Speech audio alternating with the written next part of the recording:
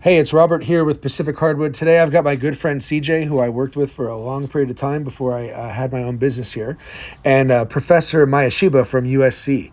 So what they're doing is helping us set up potentially a biomass energy center in the back where we'll take our wood waste products and we'll combine them with the waste from about 5 other companies, and it will power the factory 100% and also put some electricity back on the grid.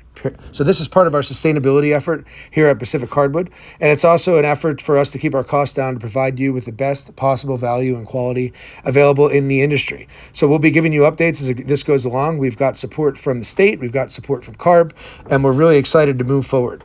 In the past, we were able to sell our waste. Now it's actually a cost center where we have to pay to get rid of it. So the idea behind this would be we'll get free power, we'll have an outlet for our waste, and then for the other smaller companies in the area, we'll be able to take their waste and dispose of it for them for free as well. So it's a win for everybody all around. You can learn more about our company at pacifichardwood.com. Check us out on Instagram at Pacific Hardwood. If you want to talk to me, call me at 714-998-6446 or email me info@pacifichardwood.com. Pacific Hardwood, where tradition meets technology.